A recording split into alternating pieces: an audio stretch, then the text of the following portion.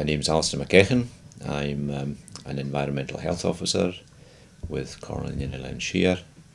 I now been in this role for about just a little over 30 years, and I am now part of the management of the department as Assistant Director, looking after environmental health function, as it were, throughout Uist and Barra. It's a very wide-ranging role, taking in. It's a regulatory service, I suppose. You could, broadly, in that we're an enforcing authority, as you would say. On the other hand, I like to think that it's more educating than enforcing, to be honest, as far as regulatory requirements are concerned. And it is wide-ranging. The food side of things takes up a considerable amount of time, but then at the same time we have many other environmental legislation to enforce, if you like, and that can take in anything from health and safety requirements, workplace health and safety, and we're involved in public cleansing, refuse disposal, refuse collection. We also administer housing grants, which is another side of public health, if you like, repairs and improvements to substandard houses. As I said, food safety and food hygiene takes up a lot of our time. Particularly, I would think, in the last 10 years or so.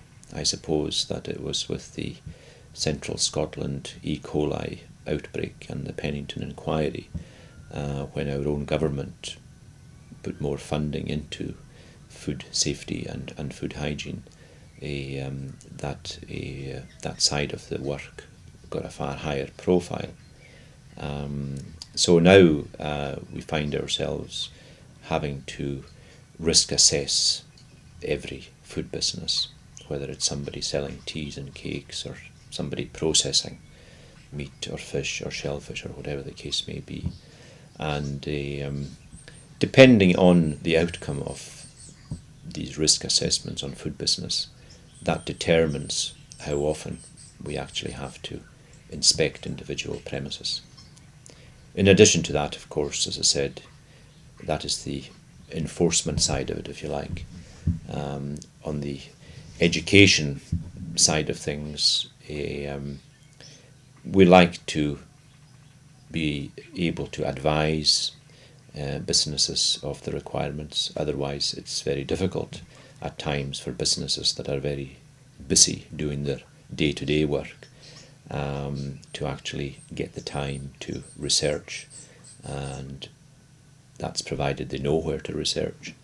So if we keep on top of the regulations that come all the way from Europe through our own government and on to local government, then I feel that we can help the local businesses a great deal in that sort of advisory role, if you like.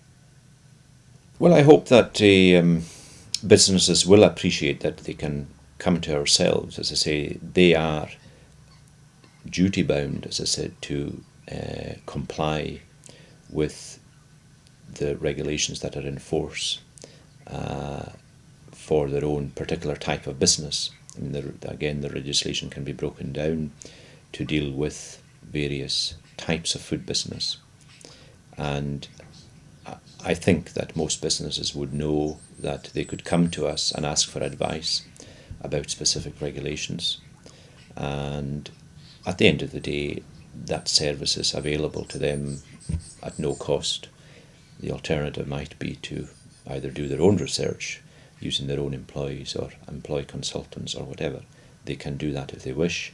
On the other hand, we are here in a local setting basically to give them that advice.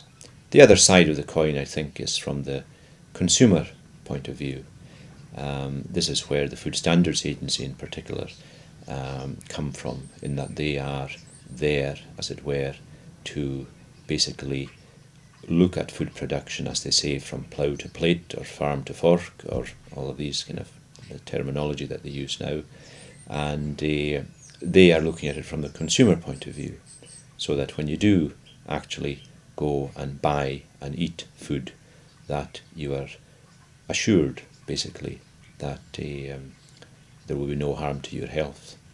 So that's basically from the producer point of view and from the consumer point of view, and hopefully all comes together somewhere in the middle to keep everybody happy.